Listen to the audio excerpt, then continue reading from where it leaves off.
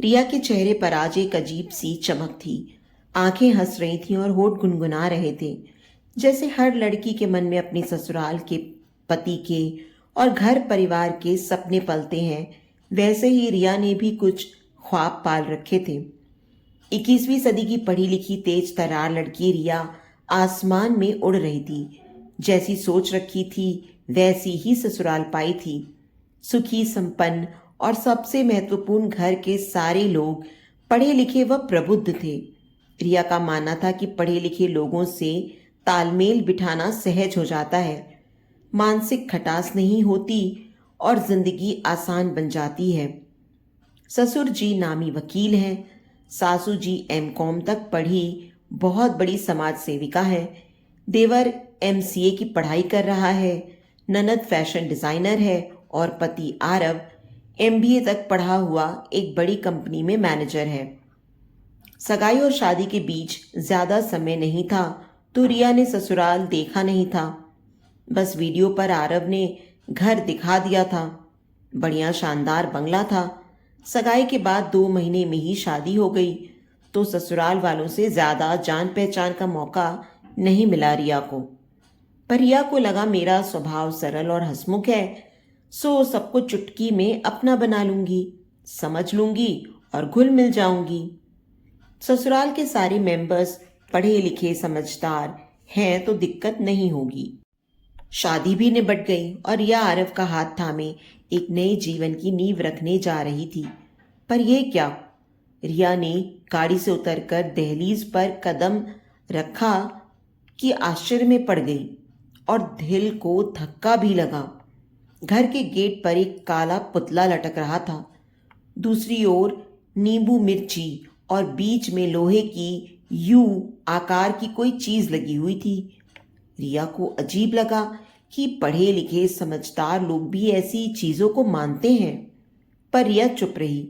अभी तो पहला कदम रखा था ससुराल में, तो सवाल जवाब करना उचित नहीं समझा उसने। सारी रस्में खत्म करके घर के भीतर पहुंची तो रिया को और झटका लगा। घर में तरह तरह की अजीब चीजें देखकर, छोटा कछुआ, कहीं बाम्बू तो कहीं पिरामिड, और तो सब ठीक, पर आते ही रिया की सासू जी ने आरव और रिया की नींबू, नमक और लाल मिर्च से नजर उतारकर उसकी ननद से बोला कि जाकर चौरस्ते पर फेंका। रिया को एक और शौक लगा। मन में पढ़े लिखे लोगों की जो परिभाषा बिठा रखी थी वह ध्वस्त हो गई। पर अभी कुछ भी पूछने का समय नहीं था, सो चुपचाप रिया सबका अनुसरण करती रही। सारी रस्में निपट गईं। आरव का हाथ थामे वह अपनी बेडरूम में आई। पूरे रूम में बुरी नजर से बचाने वाले हर टोटके मौजूद थे। रिया को बेचैनी होने लगी, मानो पढ़े लिखे लोगों के बीच ना होकर कोई झाड़ फूक वाले बाबा के घर में आ गई हो। थकी हारी सोचते सोचते कब नींद आ गई उसे पता ही नहीं चला। सुबह उठी, नहा धोकर नीचे आई तो सासू माँ ने कहा, रिया, तुम और आरव करुणानिधि स्वामी के आश्रम जाकर उनके आशीर्वाद लेकर आओ, बाबा जी की कृपा बनी रहेगी। रिया का दिमाग हिल गया। साक्षात द्वारिकाधीश को ना पाए लागू, जो जीवन आधार हैं, ऐसे बाबा जी को क्यों न मुंह। हे प्रकृति, छोटे से मोबाइल में हर चीज अपडेट करने वाले खुद की सोच को अपडेट करना कब सीखेंगे। पर शादी के पहले ही दिन आरव को नाराज करना नहीं चाहती थी। रिया तो बेमन से आश्रम चली गई। बाबा जी के चेहरे पर रिया को देखकर जो भाव बदले, उसे देखकर रिया के दिमाग में आग लग गई। भगवाधारी बाबा के ठाठ देखकर रिया को ताज्जुब हुआ। आलीशान कोठी में हर आधुनिक सुख सुविधा मौजूद थी। बाबा के आशीर्वाद लेने के लिए लोगों का तांता लगा था और वहां उपस्थित भीड़ में कोई भी अनपढ़ गंवार नहीं लग रहा था। सभी अच्छे घर के समझदार व पढ़े लिखे लोग थे। रिया सोचने लगी, एक तरफ हम चंद्रयान भेज रहे हैं और एक तरफ अंधश्रद्धा को हवा दे रहे हैं। कब सुधरेगा समाज। बेमन से बाबा को प्रणाम किया तो बाबा ने आशीर्वाद देने के बहाने रिया के गालों को कुछ यूं छुआ कि रिया के तन मन में आग लग गई। मैं गाड़ी में हूं बोलकर पैर पटकते निकल गई। क्या सोचा था ससुराल वालों के बारे में और क्या निकले। ये बाबा कौन सा भगवान है, महज हमारे जैसा इंसान ही तो है। इतना अंधविश्वास और इतनी अंधभक्ति। क्या मैं छोटी बच्ची हूं जो बैड टच को न समझ पाऊं। लंपट कैसे सहला रहा था मेरे गाल।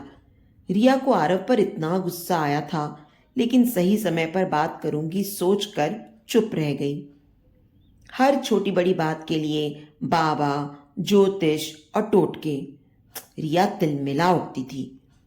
पर रिश्ता बचाने की जद्दोजहद में आहिस्ता आहिस्ता रिया ससुराल वालों के साथ एडजस्ट करने की पूरी कोशिश कर रही थी। फिर भी हर रोज कोई न कोई बात ऐसी हो ही जाती कि मन आहत हो जाता। 21वीं सदी की पढ़ी लिखी रिया खुद को बहुत मुश्किल से इस अंधविश्वास भरे वातावरण में ढाल रही थी। धीरे धीरे समय बीतते शादी को 1 साल हो गया। 1 डेढ़ महीने से रिया की तबीयत ठीक नहीं रहती थी। उल्टियां आना, जी मचलना, चक्कर आना वगैरह। रिपोर्ट करवाने पर पता चला रिया मां बनने वाली है। आज घर में कितनी खुशी का माहौल था। रिया की प्रेगनेंसी रिपोर्ट पॉजिटिव आई थी। रिया की सास ने आरव को बताया कि बाबा जी कुछ मंत्र बोलकर भभूत देते हैं। उस भभूत को खाने से बेटा पैदा होता है। पहले तो आरव भी भड़का कि ये सब अंधविश्वास है, मैं नहीं मानता। मां के रोज रोज के दबाव ने और कुछ बेटे की चाह की भीतरी लालसा ने उसे उकसाया। सो आरव भी रिया पर दबाव डालने लगा। रिया मेहरबानी करके मान जाओ ना, मां का दिल रख लो। सुनो, मुझे बेटे की चाह नहीं, बस मां की खुशी के लिए चलते हैं ना बाबा के पास। सिर्फ कुछ भभूत ही तो खानी है तुम्हें। अगर इतनी सी बात से बेटे का मुंह देखने को मिलता है तो क्या बुराई है। रिया गुस्से से कांप उठी। आरव, बीज को बोए 1.5 महीना हो गया। जो बोया है वही उगेगा। क्या खेतों में ज्वार बोने के बाद किसी भभूत के छिड़काव से गेहूं उगते हैं। पढ़े लिखे होकर बच्चों जैसी बातें मत करो। मैं नहीं जाऊंगी किसी बाबा के पास। पर रिया की सास के दिमाग में बाबा जी का भूत और पोते की चाह ने रिया के खिलाफ बगावत का बिगुल बजा दिया था। सुबह सुबह से शाम तक रिया को प्रताड़ित करने का एक बहाना नहीं छोड़ती थी। और इस बात को लेकर घर में हो रहे झगड़े व तनाव के आगे रिया को झुकना पड़ा। बेमन से खाती रही भभूत। उसकी सास सबके सामने इतराती रहती, देखना हमारे घर गुलाब जैसा बेटा ही आएगा। और बेटे के सपने देखने लगी। घर में भी सबके मन में यह बात बैठ गई कि बेटा ही होगा। इतने में 9 महीने बीत गए और एक काली बरसाती रात में रिया को दर्द उठा और अस्पताल ले जाना पड़ा। बाहर सब बेटे की प्रतीक्षा में बैठे थे कि अभी खुशखबरी आएगी।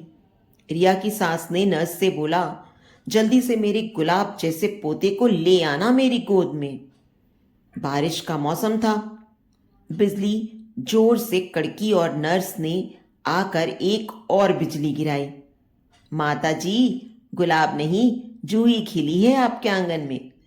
सबके दिल बैठ गए। ये क्या हो गया। आरव ने जैसे तैसे दिल बहलाया और बोला, कोई बात नहीं, बेटी तो लक्ष्मी का रूप होती है।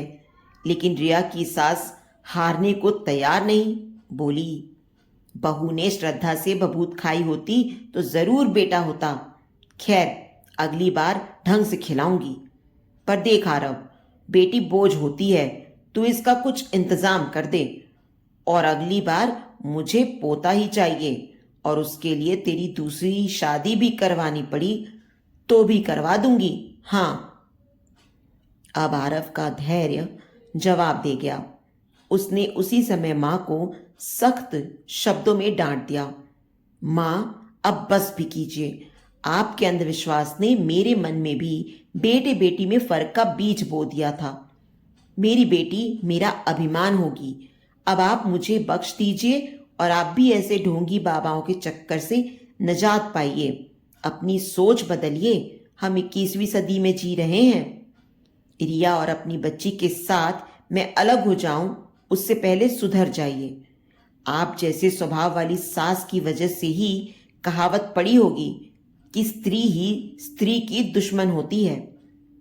पर आज रिया खुश थी अपनी चांद सी बेटी को पाकर और आरव को एक अंधविश्वास से बाहर निकलता देखकर। दूसरे दिन अखबार की हेडलाइन पढ़कर रिया की सास चौंक उठी। शहर में संन्यास आश्रम वाले गुरुजी करुणानिधि स्वामी नाबालिग लड़की के साथ बलात्कार केस में गिरफ्तार। सासू मां दौड़ते हुए नम आंखों से पोती को गोद में उठाकर खिलाने लगी। मेरी गुड़िया, मेरा अभिमान। और रिया को गले लगाकर बोली, धन्यवाद बेटी, जो तुमने हमें इतनी प्यारी पोती उपहार स्वरूप दिया। रिया को आज अपने सपनों का घर परिवार मिल गया। आरव ने कहा, सेल्फी तो बनती है।